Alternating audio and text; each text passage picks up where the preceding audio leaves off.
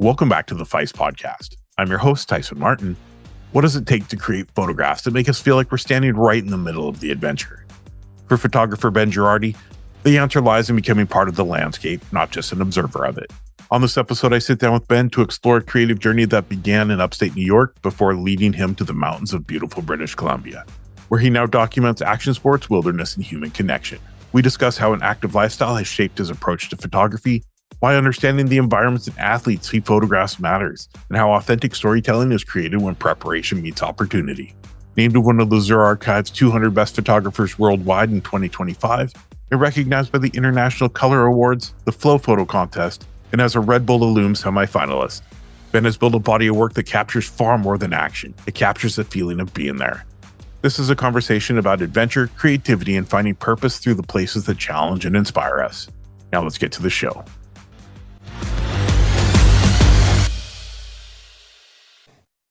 Hi, my name is Ben Girardi. I'm an action sport and adventure photographer. I live in Pemberton, British Columbia. I grew up in upstate New York, and in high school, I had the opportunity to take a photography class. And kind of from there, I had a few really good teachers, and that led me to pursuing a career in photography. It's a career for sure. I mean, the creative outlet that photography offers, there's just so much. So it's such a vast experience, from portraits to landscape to commercial to wildlife. How did you come about your niche, the things that you love to shoot? So I was born in North Carolina, moved to Georgia. And then when I was 5, I moved to New York. My dad had grown up there and had skied in college. So I kind of was introduced to skiing pretty young. And then shortly after, just started snowboarding. And that quickly became a huge part of my life. And then the photography came after. So I was already still into snowboarding. I was looking at snowboard magazines, seeing all this imagery. So as soon as I picked up a camera, it's a pretty quick connection to kind of like, this is a thing. Like, I want to shoot photos like this. Obviously, now being in like the mountains of British Columbia, you are in the places where you saw those photos. But at the time, like, I wasn't. But I was like, what can I shoot here that is snowboarding? You're at the mountain with your friends. So that kind of like what is like how I initially made the connection between snowboarding and photography. And then photography was pretty quick to be just like all encompassing. Like, this is what I want to do. And then pretty early, I think I was 16, I had the opportunity to go to a snowboard camp. And I had met the guy who had started. It was new. It was in Argentina. I remember my parents had told me, like, if I can raise half the money, I could go. They would pay for the other half. So I mowed a bunch of lawns. Was able to go to Argentina, which was pretty cool that they sent me across the world. Like, kind of just I got on a plane, and like, we knew the guy who was running it, but not super close. Oh, you're 16. You know what? I'm sending you to Argentina. Enjoy yourself. Yeah, pretty much. I mean, it pretty much was like that. And it's funny because now some of the people who are the coaches that I still know and still like live in the Whistler area here. But I had a camera at the time already because I'd already taken a photo class in high school. So I was able to shoot with some pretty good riders that year. And then the following year, the same program invited me back to be like a photo intern. And that year there might be a bit off in the years here. There have been 2 years in there. But I was able to intern under Ashley Barker, who's a snowboard photographer, has moved into more of the commercial space in LA. She was living in Whistler. And essentially what I did for her was just carried her backpack with lights, which was sick, but you could see how he worked. And at the time, she was, I think, Trans World snowboard photographer or staff photographer for Trans World. And it was just like, this is a thing. This is like a job I can do. And then slowly, like, I kept working for that. The next year, they offered me a job. And I just kind of kept doing that. And through that, I made a lot of connections in snowboarding, from editors to like riders, and kind of kept following shooting snowboarding. It's cool when you have like something else you're passionate about that you can bring your photography into. Yeah. It was never, for me, it was never a question whether I was going to snowboard or not. It was like, I think from as young as I can remember, like I initially wanted to be a professional snowboarder, but also it was pretty quick. I was like, I'm good, but I'm not that good. I was the same way with skateboarding. Yeah. You know, you start getting a few sponsors and they start flowing you product. You're like, oh, I'm there. And then you go to a contest and you're looking at the pros and you're like, I'm not there. Yeah, it was kind of like that vibe. Like I was good, like among my friends, and then like there was a couple people who were just like a little bit better. You know, like I mean, we hit a lot of rails at the time, and like for me, the idea of spinning onto rails was scary, like with stairs, and I was like, I could never get over that. And I was like, I don't think I'm gonna be able to go the snowboarder route. I should just keep going behind the camera. But I do owe a lot to like going to that program in Argentina, because some of it was just like the repetitive of getting to shoot. Because for a while we would go down there for 7 weeks in like July, August. You would shoot every single day with like pretty high quality riders that I didn't at the time have access to at home. And from that, like a lot of the people have become pretty good friends. And then like after a few years, it's like, you should come to Whistler. You should, like, we're always looking for photographers. So eventually made my way here, but yeah. I mean, that experience though, like with somebody who's an established professional, and you're just, even though you were just lugging lights and bags, but you got to see the way they worked, the way they put it together. And that's like invaluable teaching. Well, and I think especially like you could see that it was a thing, like it was like a career path, is like, I mean, it's pretty niche. And now that I'm in it, it seems like there's a ton of people, but it's like, you look at the masthead of like a magazine, it's like probably 20 people, and it's the same 20 people, and it's been the same. The names have been the same people since 2010, and obviously there's some changes and some new people coming in, but so to like actually see someone doing it and making it work, and being able to have someone you could ask questions to if you ever were like, I don't know what I'm doing. Can you? That's important, man. Those mentors are lifesavers. Totally. Do you remember when you first saw an image you took in a magazine? I do. Transworld had what was it? It was a reader submission. I can't remember what it was called, but I had a photo I shot of a friend 5-0 in a rail, and it was in that section. I still have it under my storage here. But that was probably, I think that was probably when I was like 16 or 17. So to be able to be in that, and then kind of same thing through that Argentina program, like the editor of Transworld was there 1 year. So I kind of met him.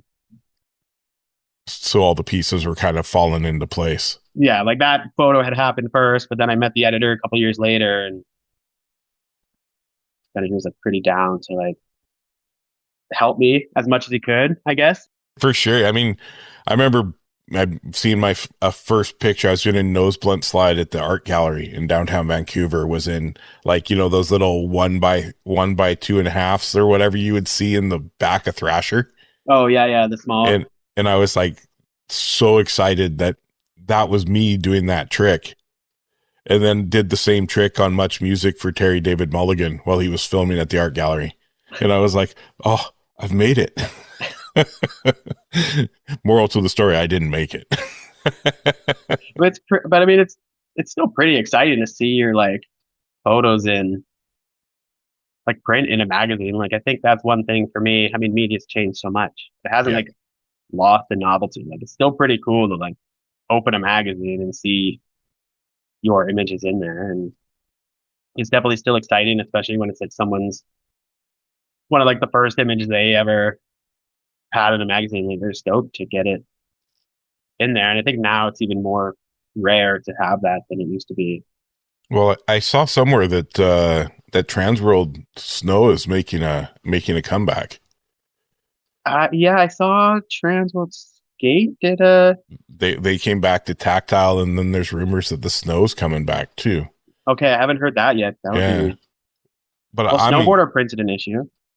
Isn't that sick? I mean, I think it's so cool because I remember growing up, and you would know, all right, every third Thursday of the month, the new one comes out, and you'd go and you'd end up, you'd buy your Thrasher, your Transworld Snow, your Powder, whatever else it was that you were into. I mean, at that time, the limit of what type of magazine, if you were a skateboarder or snowboarder or into mountain bikes or BMX, you had 15 magazines to choose from. Totally. And that tactile feel, like being able to open a magazine again, and I want my kids to experience that excitement instead of seeing, I try to read on my iPad. It drives me crazy. I just like magazines. So if I'm into something and they have a magazine that I can order and it's tactile, it's like way more. I'm in. I'm there, right? Also, I would love to see people stop putting bangers on social media every day and kind of do it like old snow and skate parts where, you had to wait a bit. Totally. Well, yeah, I don't want to be like that guy who's like, it was so much better when, but I do think there is something to be said about I think, images that were in magazines became more iconic, and it's not because they were better necessarily. Cause I mean, you look at Instagram nowadays, it's like so many good photos, but I think these images have a more lasting impression because we weren't seeing as much. So you'd be like that image from the 2008 photo annual Transworld. It's I still have it. So it's annuals. It's like this photo that I still have. I could go and grab it off the shelf right there and look at it, and I still remember the images. It's where you have these iconic images in your head. And it's not that they're better. It's just you see them and looked at them much longer for more time. Whereas I probably saw a sick photo on Instagram yesterday and I doubt I could find it. Yeah. It's just so fast now. And I mean, that's the same thing. I don't want to say back in my day, I don't want to be that guy. Yeah. But everything is so quick now. I feel like time just flies by right now. I felt like it was only 2 days ago we were end of November, but we're already past Christmas into the new year. It's just so fast. And, I try not to. I'm trying not to think about that because I'm feeling the same way. Right. So being able to go back, and you brought up photo annuals. I forgot every year Transworld would put out skate and snow photo annuals, and that would be the best of the year. Those were my favorites. And I think those for me were pretty. I think because I wanted to be a photographer, I saw it as an opportunity. Those were even more important because it did talk about give you a bit more about the photographers, because that was very much a time where you didn't have this access. You didn't have social media in the same capacity that you do now. So you didn't have this connection to the Andy Wright or Scott Circus. These people, you saw their photos in their name, but then you had those photo annuals come out where it was giving a little bit more, even if it was 2 paragraphs, it'd be who is this guy who's shooting all these images? I mean, it wasn't until a bit later, obviously, with social media and kind of web video that you really got to kind of learn who the photographers were way more than you definitely could at that time. Yeah, and definitely connecting with brands and stuff, having social media, and I mean, even for internet access, my kids were what was the internet like when you were growing up, Dad? And I'm I was an adult. I was an adult when the internet came out. Yeah. And I remember I was a team manager for a mountain bike team, and we were looking for sponsors. And I remember writing emails on this dial-up connection, but I'm sending them to head of marketing for Coca-Cola because it was accessible, because it wasn't as crazy as it is now. Yeah. And Air Canada and all of these huge things that you would have to jump through so many hoops to get that email address now. It was just there. It was accessible on their website. Because it was still new enough that people were putting it out there. Yeah. Yeah. So, I'm just a bit younger. So I didn't grow up with the internet, but it kind of came into I'm 35, so it kind of came into like as I was like, I never like ran a business before email was a thing. Yeah. But yeah, I remember getting my first, 90, I think it was like 92 when it became readily available to everyone. 93, somewhere in that range. And, I think I was 19 when I got the internet. And I thought, wow, this is the craziest thing. You try to look up something on the internet and it like an eighth of the screen every few seconds just to get the page loaded. It would have made my life easier when I was looking for sponsors in skateboarding. That's for sure. Yeah. Well, it's funny because like I think there used to be an era where you would just get, by just being good, you would get noticed. Yeah. Like people would just be like, I mean, there's so many stories of someone like this guy's like I was just at the hill and the team manager saw him and sponsored him. Like I don't think that would happen nowadays, but maybe. Yeah. So now you gotta send that email. Yeah, you have to do that email. Back then, we used to have to like record on VHS and like send it to the brand and hope they decided to play it. Yeah. Right. I remember getting my first flow box. Man, I want to say it was from Airwalk. Like we're talking 89, 90, back when their high tops were up to your knee. And I was so beside myself excited because finally I was going through shoes every 2 months. So I was like, finally, I got 2 pairs of shoes, like this is the coolest thing. But that really elevates you to really push yourself even harder. And, I'm new to photography as far as the working. I mean, I've been shooting since 2019. So my camera actually replaced the creative path I had from skateboarding. Okay. I had given up skateboarding after my 9th ankle break, and I was like, but I missed it so much because it was such a major part of my life for 30 years. And then I was like, okay, I'm a dad. I'm going to be a dad. But then you focus, everything you have goes into your kids, into making sure your bills are paid, your mortgage is covered, yada, yada, adult life. And you kind of forgot about like what I needed as far as being a creative individual. And then the camera, I hit that shutter. If you're a creative person, you need some sort of creative outlet, be it like skateboarding or photography or like, because I have a 5-year-old, so like I do very much have like 2 different avenues of things I'm doing. Like I've been snowboarding a lot lately, but I've been going with my 5-year-old, and he's a good skier, but like it's very different than like if I'm going up with my friends and my camera. Like, it's not the same. I enjoy them both. Vibe, just for sure. One's not. I don't want to say one's better than the other, but they're just different. Yeah. I mean, you work with a lot of brands. I was looking at your website this morning. And I mean, your list of brand work is super impressive. Thank you. So when you start working with brands, I love this section just because the people who listen, a lot of them are just starting to try to break into the market, trying to figure out how to become, a commercial photographer, or get clients or work with brands. Do you remember what it was like to try to get started and what it's like now? Like, has it changed as you've got more established in the industry? I mean, yes, it's definitely changed, because I think there was, when I started, it was still like the era where you could go out, shoot a good photo, go to the brand after the fact, sell them the image, and they like needed the image that way. I mean, I still have that happen occasionally. And then from there, you'd build the relationship with the like team manager or someone in the marketing department and kind of start a relationship that way. Whereas now, like, I find it more as like building the relationship first. Be it someone who's a team manager. A lot of like the relationships for me have started through the riders. Like I build like a relationship. Riders, they connect you with the team manager. They're obviously stoked on you. Team manager's like, oh, this person's stoked on them. So you start there.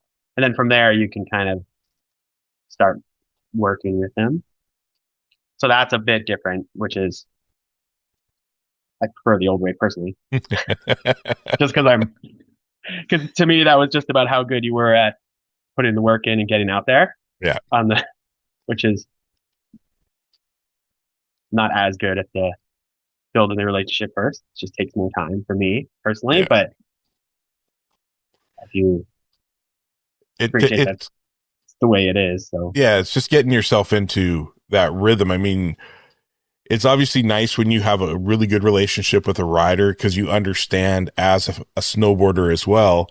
You understand position, you understand where they're going to spin, how they're going to be. Whereas a team manager, even though they're also a rider, they're responsible for so many different aspects of what happens behind the scenes for the team that sometimes your stuff just falls on the desk and you're like, hey, remember when we were talking about?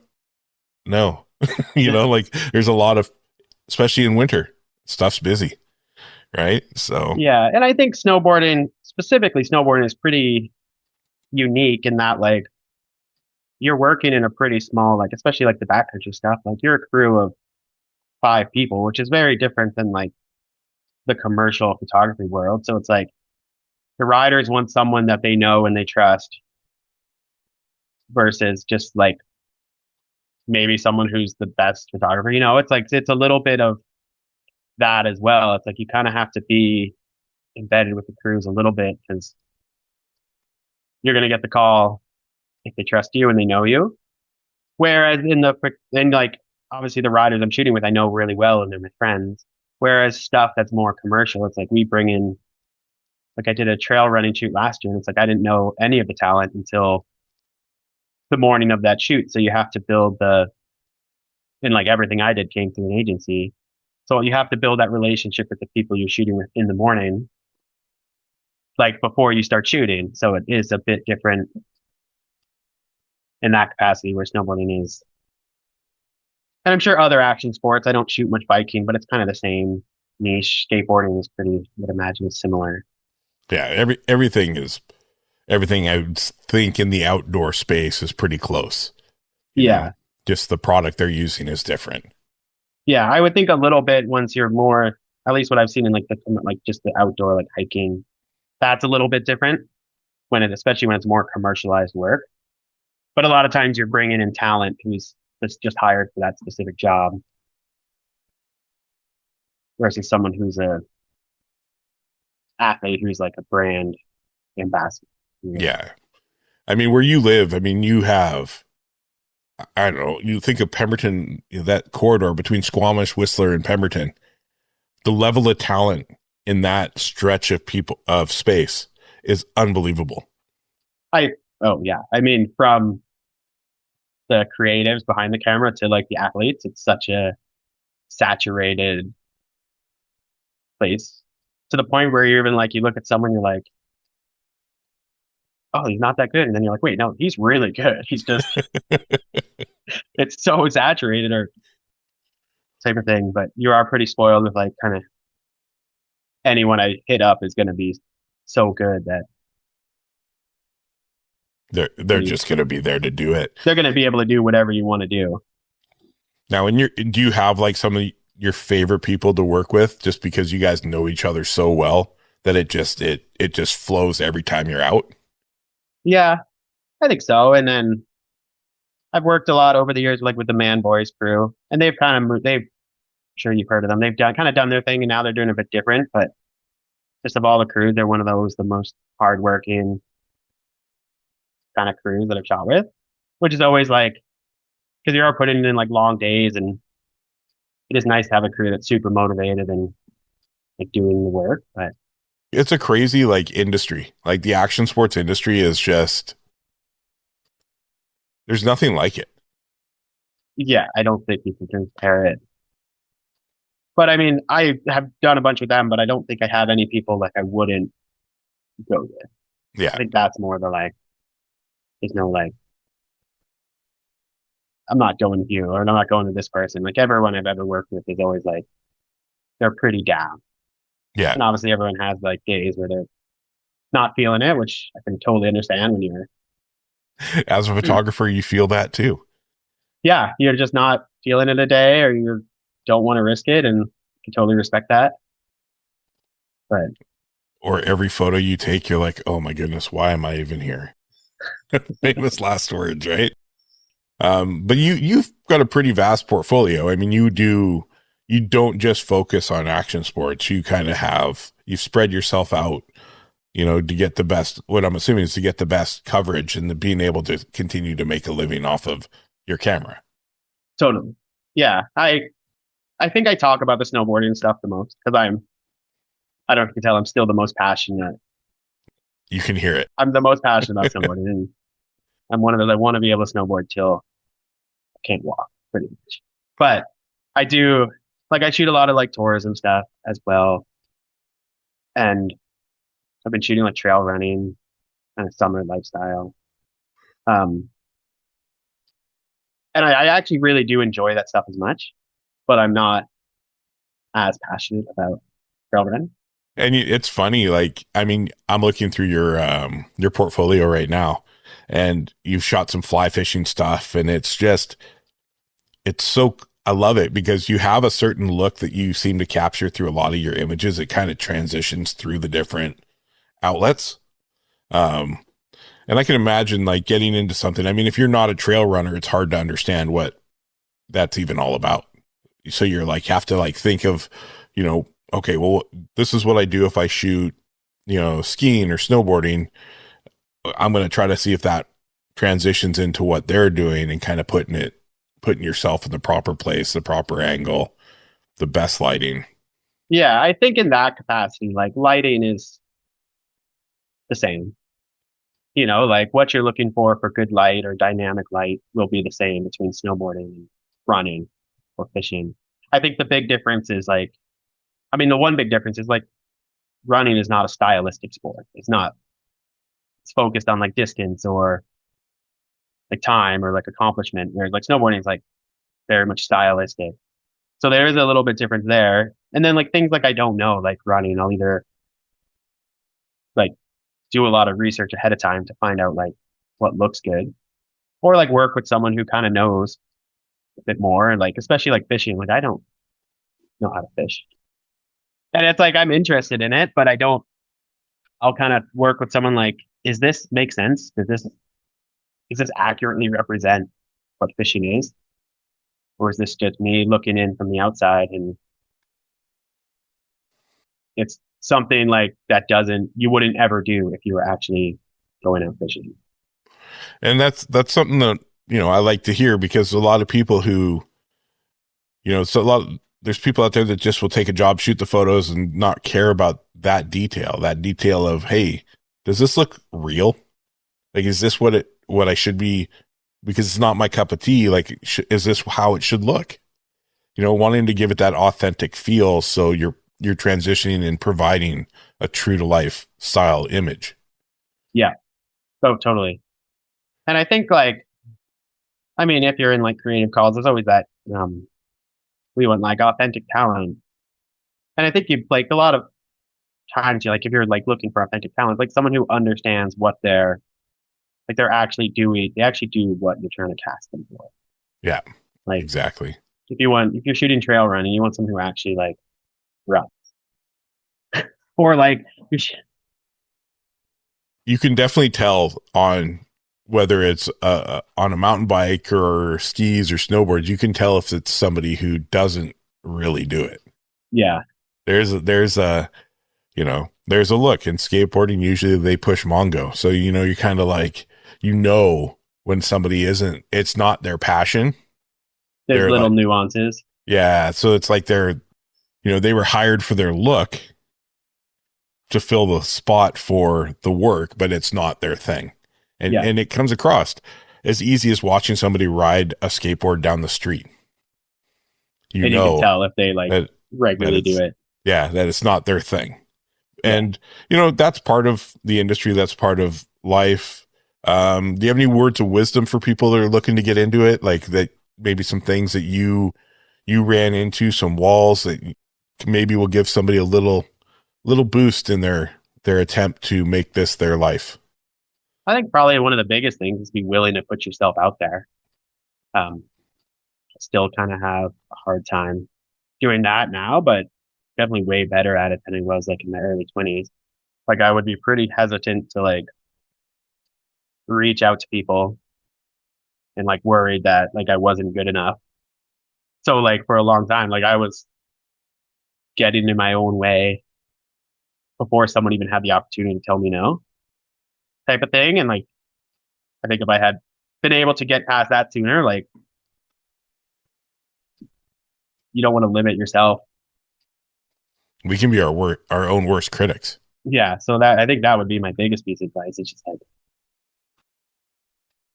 no one's going to remember you. Like if you don't, if you fail, no one's going to remember that. Yeah. So, that's great advice. I mean, I've learned so much from this show. If I go back to the beginning, I reached out to people that I knew, you know, like I was afraid to reach out to some of the bigger named creatives because I was like, I'm a nobody. I'm my worst critic. I'm so hypercritical of myself that I'm like, okay, well, you know, I'm going to only stay in my lane. And then one day I got to that point where I was like, why am I trying to limit myself? I'm going to reach out to everyone that I'm interested in their work. If they say no, that's okay. It's a stepping stone and the door's been opened. Yeah. At least, you know, they said no. Yeah. You asked them, and some of the best experiences have come from just taking a chance. You know, like my show's been sponsored by Harlow Lighting pretty much since the second episode because nice. I made a comment on one of their posts, and then, you know, I was like, oh, I would love to light my studio with your lighting. Next thing I knew, I had a DM saying, hey, what can we do for you? And I was like, what? Well, I shot my shot and it works. Totally. You know, and that's something that I want people to understand is we all have those moments of being very harsh to ourselves, very hypercritical of everything we put out.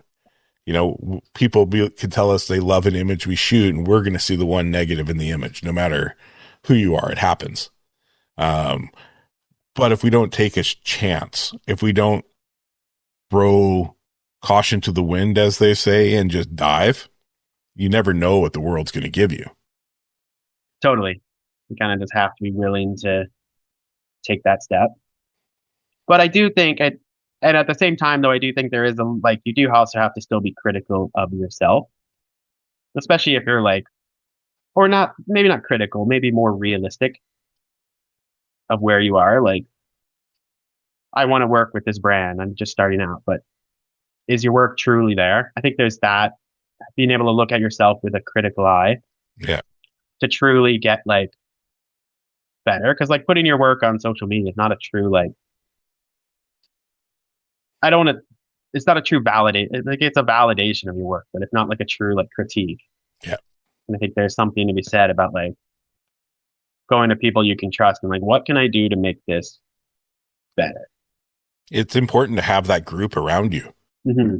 I mean, it's also important to like understand, like, even if they say, if you get turned down for a job or turned down by a brand, you know, as much as it sucks for someone to say no, you can't just live and be in that realm of, oh, I suck. This person said no. I mean, you got to take the steps to make yourself good enough for that brand to work with you in their style, because every brand has a vision. Yeah. Right. And it could be you're amazing at what you do. It just, you don't line up with the vision. Totally. Another thing I've learned recently, because I now have a coach. It's been a lifesaver, is that most of these marketing managers they come to their computer on a Monday, they could have 4 to 1,000 emails they have to go through. You have to set yourself apart in the first 2 lines of an email. Because a lot of times they're just browsing to try to see, like, okay, anything catch my interest. The industry it's work. It's not just fun. Like, we all love shooting photos. We love all going out and doing our thing. But if you think that everything is just, it's fun, then you're missing the point of it, that it's a business, and businesses take time, and you have to build and establish and do all these things. And if you're not prepared for that, that can really affect your mental health and your positivity and your strengths, right?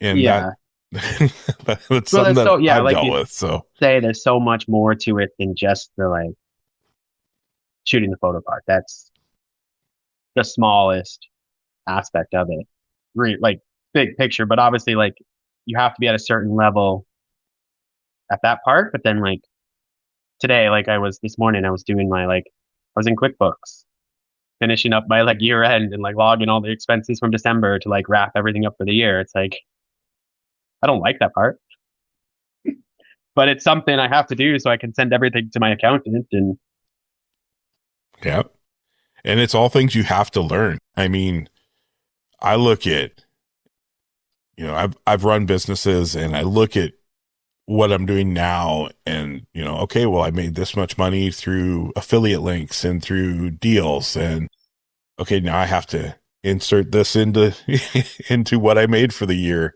and it hurts my brain when I start thinking about it, and especially if it's you're looking at your expenses to your actual your deliverables to what you brought in, and you're like, oh my god, that didn't work. Yeah. Well, I think that's kind of another piece of advice that I would have is like, maybe not as much for someone starting out, but be willing to know what you're good at and not think you have to do everything yourself. Like, I know I'm good at the creative side of things and I can do, but like, I'm not going to do my taxes. Yeah. Like, at some level, it's like, I'm going to hire someone for the parts that I'm not good at. Like, when it saves you time, it can save you hassles because there's so many things you can write off and things you can't write off. I don't have time to learn all that. I'm going to get somebody who understands it and knows it. They can deal with those, the small nuances that I don't have patience for, or I don't understand, and I'll make a mistake. Yeah. And that's just like one example, but there's so many like avenues and thinking of business.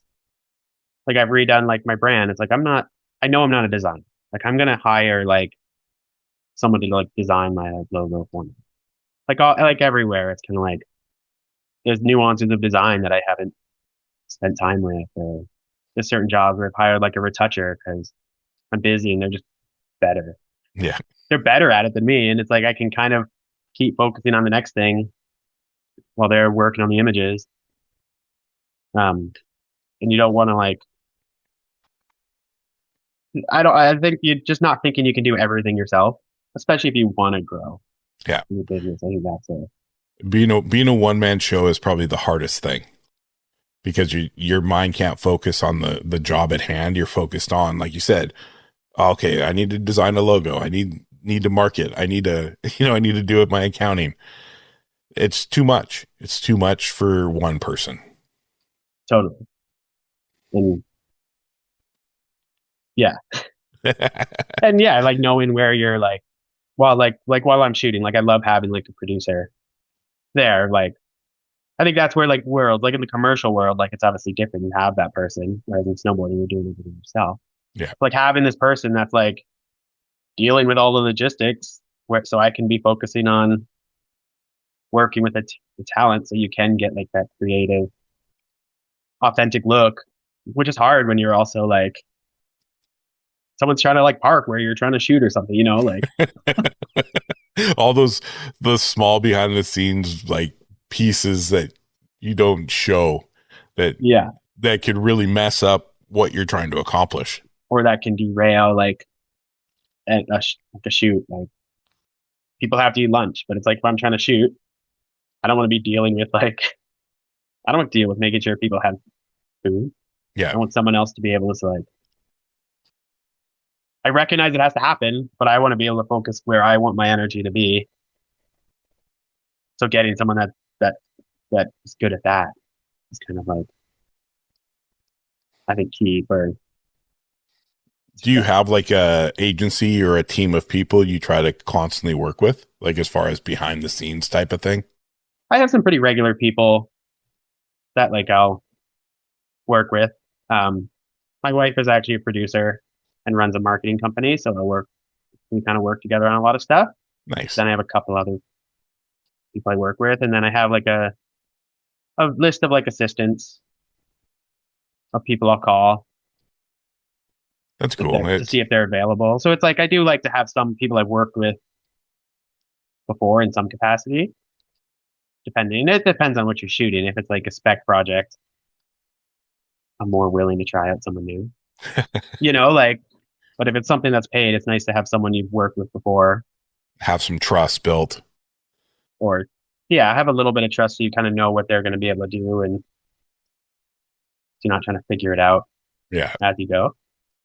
Yeah, that's been all amazing advice. And for people just eat that up, because there's so many people who love what they do, but they don't know everything else that's involved. So I appreciate you sharing all of that today. One of the biggest aspects for me with my camera, PHYS stands for Photography Heals Your Soul. Photography was my therapy when I was going through some pretty rough times in my life. My mental health was at an all-time low. So I always try to ask every guest what if their creativity has a connection to their mindset. So how do you feel about your creative outlook? Is that a big part of staying positive? And, how do you stay positive when things aren't going right? I do think definitely, like, for me, creating images it puts me in a more positive place for sure. Like, if I haven't shot anything in a while, like, I definitely find myself getting somewhat bummed out, or like, if you don't know where the next job is, I definitely find myself getting a bit down. But I can kind of get out of it by shooting something. Like, I'll have like a creative idea and then go out and shoot images, or even just kind of walking around the lake by my house with the camera. Like, for me, helps like slow down and just kind of look at things differently. So I would kind of say that kind of is how it does help in that capacity. Be a bit more positive and have that positive mindset. Because I think with any, like, I'm sure I get it for sure. Like, you go through so many ups and downs as like a freelancer.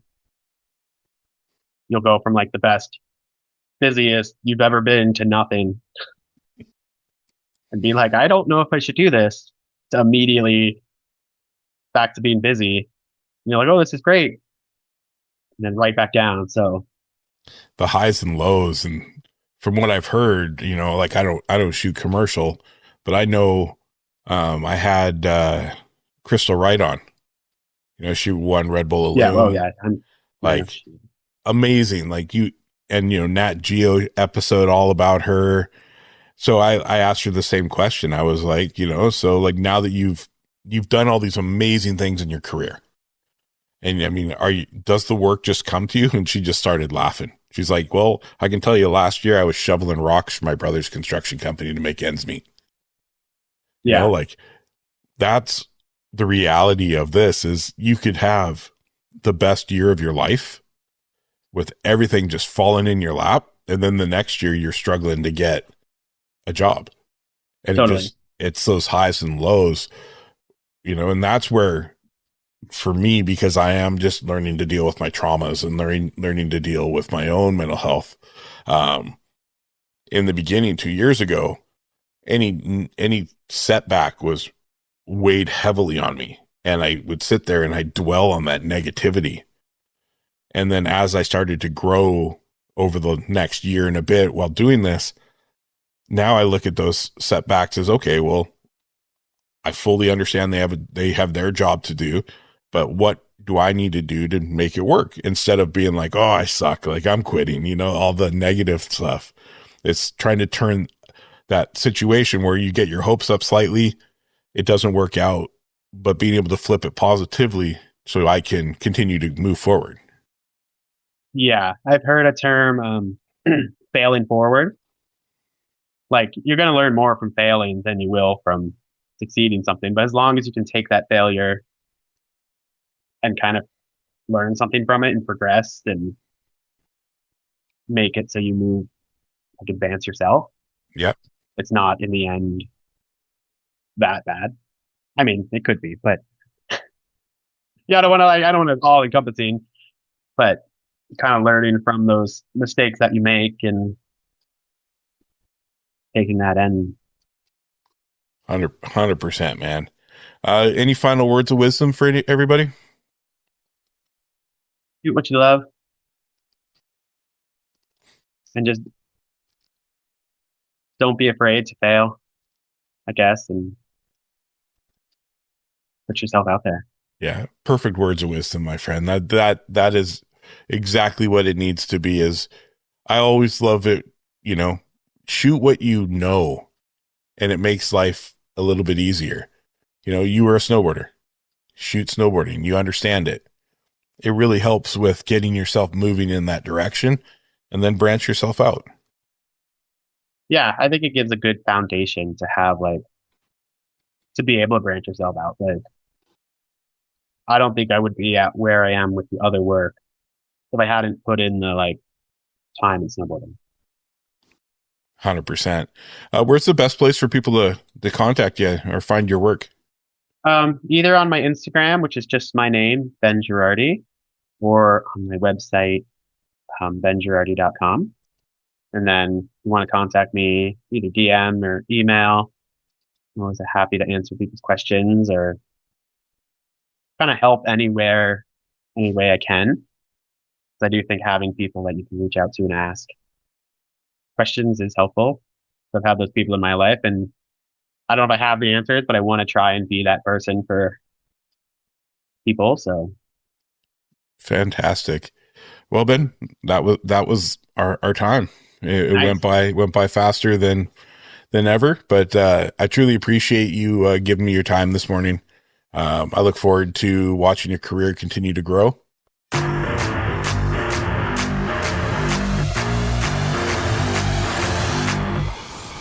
Thank you for listening to the PHYS Podcast. If this conversation inspired you, taught you something, or made you see the world a little differently, make sure you like, comment, subscribe, and share this episode with someone who needs to hear it. Follow us on all social medias at PHYS_podcast to stay connected with future episodes, behind-the-scenes content, and the growing creative community around the show. And remember, as always, photography heals your soul. Thank you for listening. Have a great day.